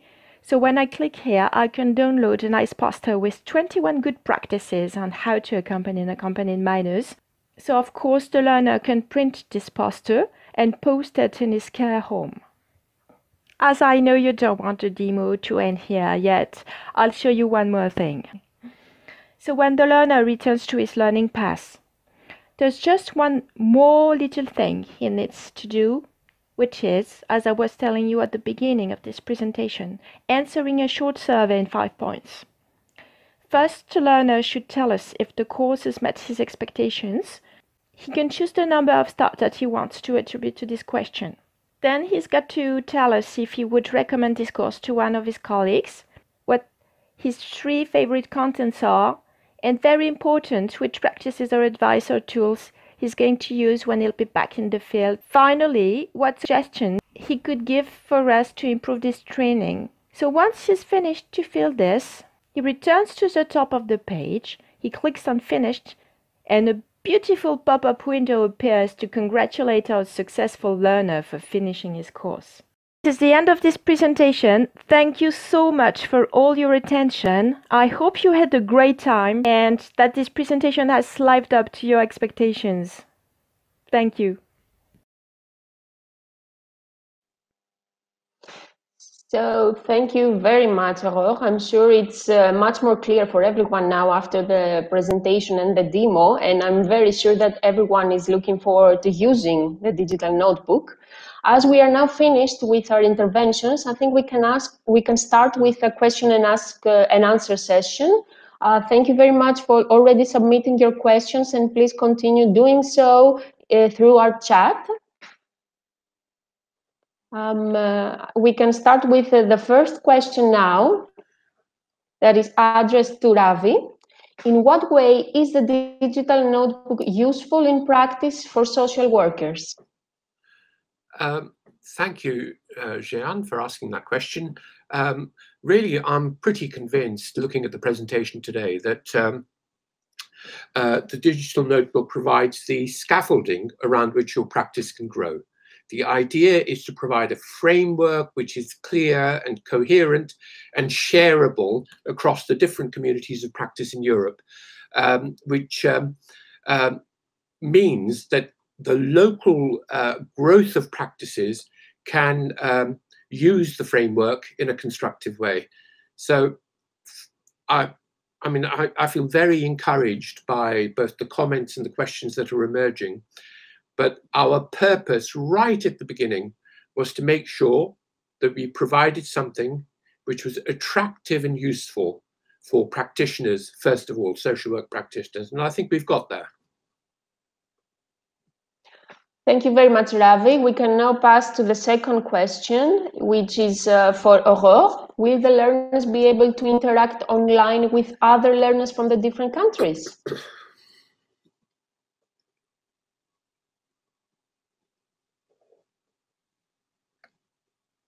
Oh. Aurore, you have to turn on your microphone, please. Perfect, thank you. Sorry. I think we can hear you now. I'm back, yes. So yes, Annika. Great. So very good question, Annika. Thanks for asking. So I was telling this question puts forward the extremely important role played by social learning and exchanges with peers while training. So yes, the answer is yes. We have a lively online community that will be functioning like an international forum. All the members registered for our learning path will be able to communicate in English, be able to open a discussion thread, exchange between them, or simply consult the messages posted by other members. In addition, members of the community will be able to send direct messages to a single member and establish a private conversation with him or her. Soon, we'll have the chance to have a community manager moderate the exchanges and animate them. So thank you very much. The third question is again for you, Aurore. So let's see, the third question is, are you planning to continue to develop other modules and contents? Winner. And if yes, on what topics and when? Okay, thanks again, a great question. So concerning the diverse topics revolving around how to accompany unaccompanied minors, strictly speaking, we'll base our future offer on the learners' feedbacks and on which subject they would appreciate us to develop. We already have some ideas like dealing with young people's religions, spiritual beliefs, or interculturality, which is already present in the current notebook, but needs to be deepened in multiple ways, for example, by addressing the issue of cultural young people. So we hope to be able to develop these reflections with other European organizations from different horizons. So if you're an organization and you're interested, please knock at the door. In the same way, we hope to be able to enrich the digital notebook with the voices and experiences of young people directly. In parallel, and let me give you a scoop on that, we'll continue courses for educators working with children in street situation, which is a wider topic that encompasses, in a way, the topic of social work with unaccompanied minors, since unaccompanied minors are often obliged to spend some time of their journey on the street. So our training program has the chance to make its mark over the coming years by promoting the work of social workers in southern countries this time. So the first topics of the next notebook should discuss who the children in street situation are, where they live, how they're organized in different continents, and the different challenges that social workers face with their work with these children. So our next release for this notebook should occur early 2022. So stay tuned. Perfect, thank you. So the next question is for Avi. Hello from the UK. I research social work with separated young women. Would you be interested to hear if gender emerged as a theme? Oh, thank you for asking that question, Rachel. Gender is a centrally important consideration for me, given the disproportionate amount of young men in comparison to young women who claim asylum. So I think we are always concerned about the ways in which young women's lives work out in this sort of context. The short answer is that we haven't considered gender specifically within the construction of the digital notebook, although there are many ways in which I would expect social workers to respond in gender-sensitive ways in relation to the recommendations that the digital notebook makes in practice. However, outside the digital notebook, we are considering gender in a new project that I'm part of with my team in Finland and Norway. So if you want to, any of you, if you want to contact me to discuss the ways in which the lives of young refugee women work out in the longer term as they come to live in our countries, please do so. Perfect. The next question is again for you, Ravi, very popular, no surprise there. At the beginning of your presentation, you are referring to COVID-19. In what measure do you think the pandemic is impacting social work practice in general and social work practice with unaccompanied minors? Bear, that's a really, really important question to which I don't have an immediate answer in terms of knowing about the impact. But one of the things that is continuing to preoccupy me is that we say a number of things about what's important for unaccompanied children. One of those is that you work with them face to face. So there is proximity. And now in COVID, we are talking about distance as a safety measure.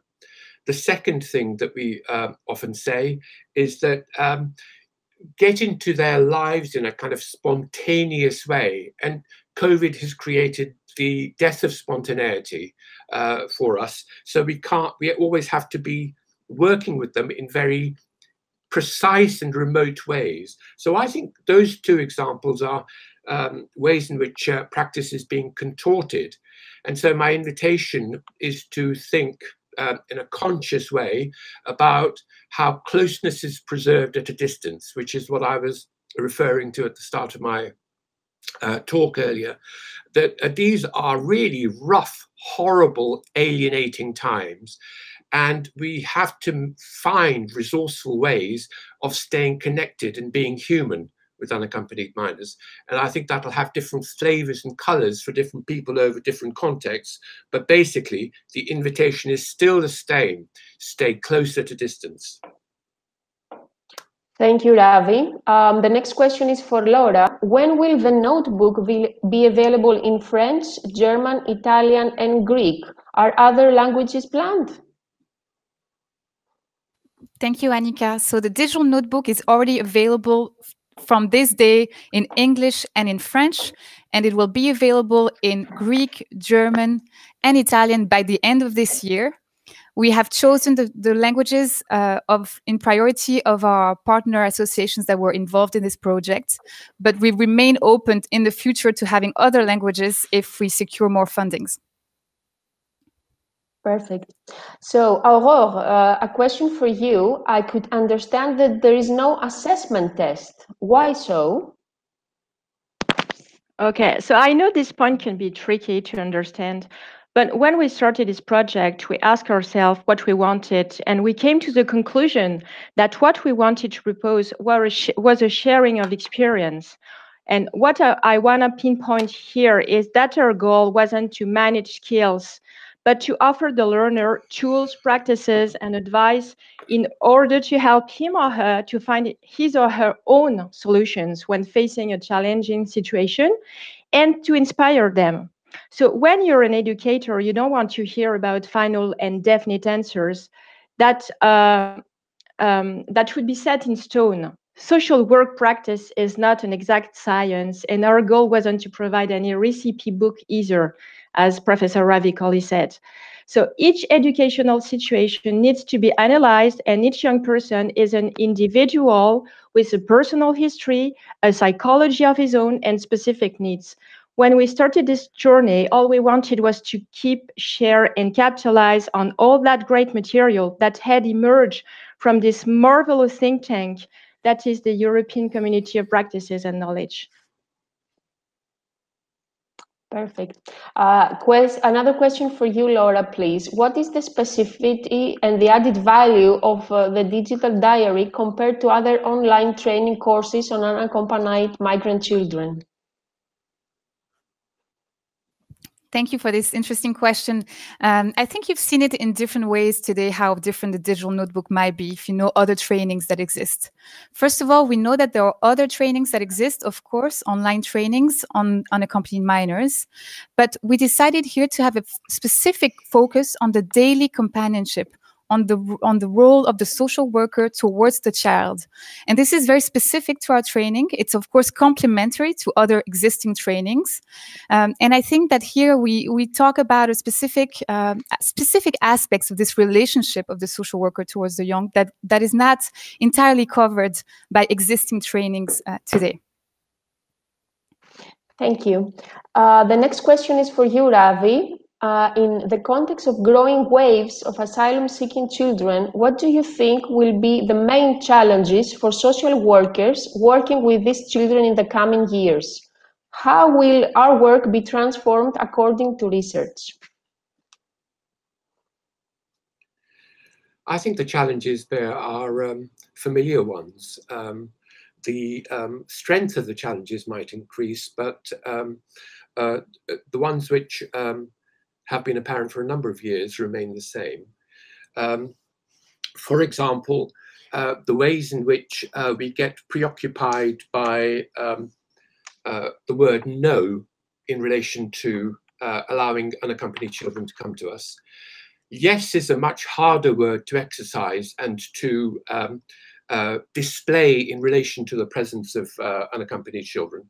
Our whole digital notebook project and our whole community-based project is about learning how to say yes. It's much easier to say no, and we fight all of the time. My colleague Daniel, who is also asked a question I see, is fighting the whole time around the ways in which we can become defensive and how we need to be less defensive in relation to practice. So my research in the future, as it's been in the past, will always be about how to look at opportunity and collaboration and solidarity in response to unaccompanied children. And to be honest, it takes a lot of mental and emotional strength to continue to say yes in these circumstances. I don't think we have a choice, and I'd invite you and other people to be alongside us in sustaining the yes. Thank you. Thank you very much, Ravi. The next question is again for you. I fully agree with your conceptualization of what a quality social work should be. But besides, unfortunately, many social workers are stuck with contradictory guidelines and restrictive frameworks, often coming from immigration, asylum, or care authorities. These contradictions will potentially limit their capacity to implement quality social work. How to deal with these contradictions in daily work? Well, Daniel, I just cited you as one of the proponents of how to find a yes in limited circumstances. And I think you've asked the question, but you've also, over time, found the answers, which is to never surrender in relation to contradictions and hostility, whichever source it's coming from. And, I look to your work, for example, in terms of finding the small and the big victories in relation to preserving our commitment to the care of these children, whether it's at international levels, whether it's at national levels or regional or local levels. We are always going to come across people and organizations which are more preoccupied with the cost of things rather than the value of things. And our commitment must always remain on the value of living for these young people who come to our countries as contributors. They don't come to us as costs, I firmly believe. And I think we have to tell the story about how they add things rather than take things away from us. And I think there is no simple answer to how to deal with contradictions. It's only to say that contradictions will always be with us, restrictions will always be with us, and there will always be ambivalence. And I think the challenge is ultimately how to stay cheerful in the context of hostility. Thank you very much, Ravi. We are very grateful for all the questions that you have asked, but we are a bit behind the schedule. So very quickly, I think we can answer 2 more questions, and then please be informed that if your question wasn't included in this session, it will be answered in written after the end of the webinar. So very quickly, I would like to ask Aurore, if I'm not a social worker, can I still attend the course?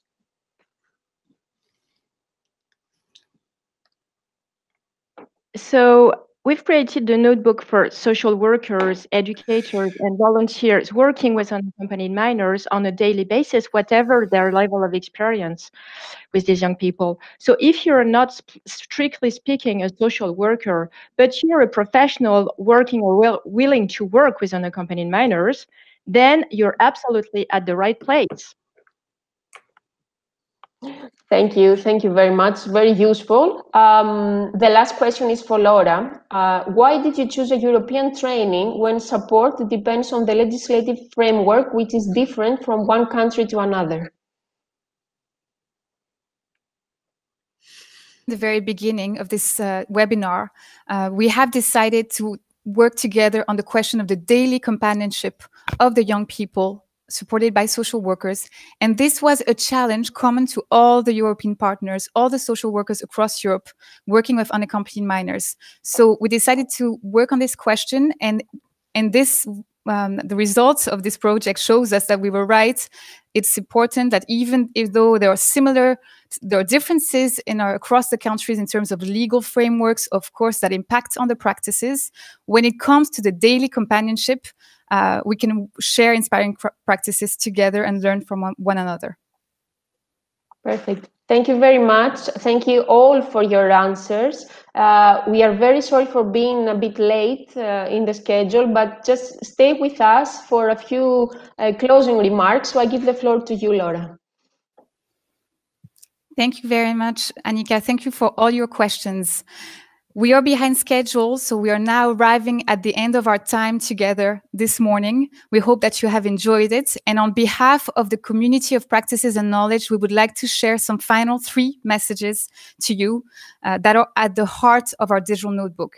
The first one is that although unaccompanied minors have specific needs, they are children first, with the same needs as other children who are entrusted to us and who require protection and a good quality of care. This is a very important aspect for us.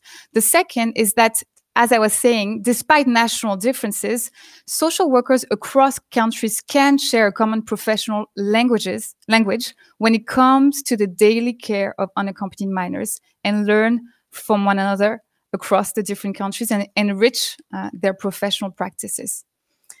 The third message is that we have shown through our community how even though practices emerge in specific cultural and legal contexts, social workers can learn from one another and grow in their practice. Social workers play a fundamental role, and we've seen it and we've discussed it this morning, in the life journey of the young people that they support across Europe. Social workers are in some way the human face for these young people who have experienced, as we know, many losses.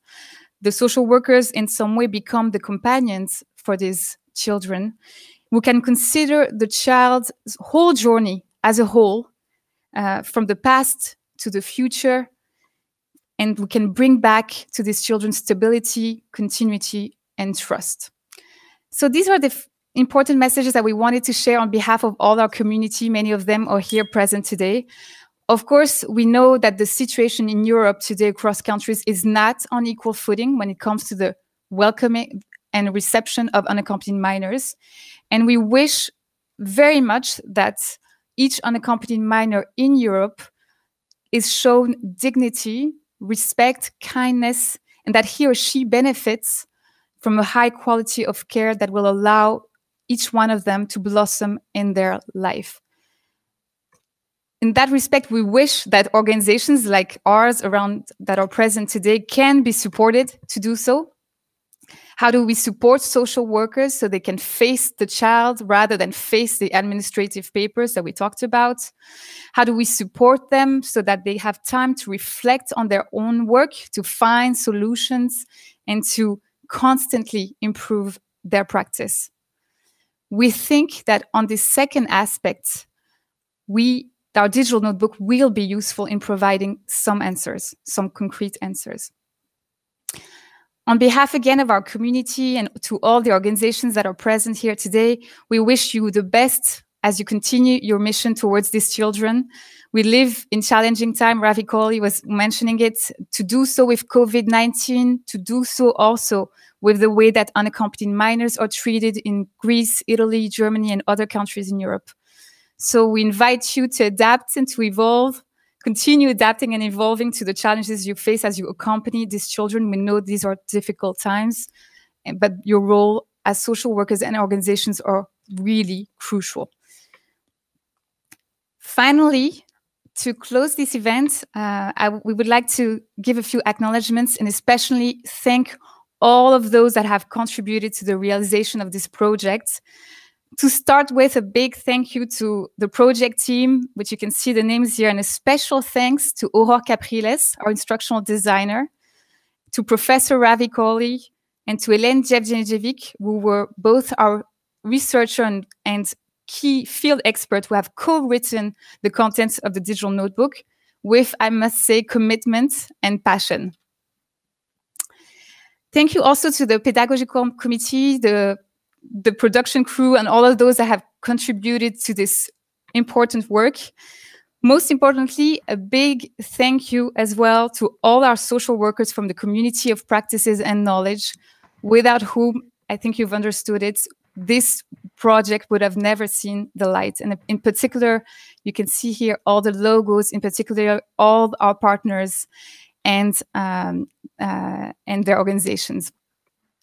Finally, thank you to our funders, the Erasmus Plus Agency, the International Cooperation of Monaco, the Foundation Sanofi Espoir, and UNICEF France, as well as Johan and Michael from Essential Marketing, who have helped us in organizing this webinar, a very first for us. And I hope that you have enjoyed it. So I am going to go off script for just a second now, because I would really like to thank Laura. I'm sure all the participants agree that she was the heart of this project, and she gave her effort and her time. So thank you so much for what you have done since 2017 for us. Jan, you wanted to say the same thing, I guess? Yes. I asked to say something for Laura. Exactly, Annika. Laura did a very big work of this project, and I want to say thanks to you, Laura, for all you have done for this project, for this event. You work with, you manage this project with efficiency, tenacity, endurance, and I can say with patience. Then very big thanks for you and for all you have done. It was a real worth to carry this project with you. Thank you. Thank you so much. Thank you, Jean, to you as well, my co-leader. So we would like to thank everyone who joined this webinar today. Your participation was very important to us. We really hope that you enjoyed what you saw and that it was very useful to you. And again, we hope that you will decide to share the digital notebook to your colleagues who work with unaccompanied minors in your countries. When the webinar is over, you will be redirected to a page where you can find all necessary information on the digital notebook, and especially for the social workers, how you can access, register, and use it. Before we say goodbye, I've been told that it's not just finished yet, but I think it will be a very good idea to see what Federica has done during our webinar. It's a surprise for everyone, so let's see.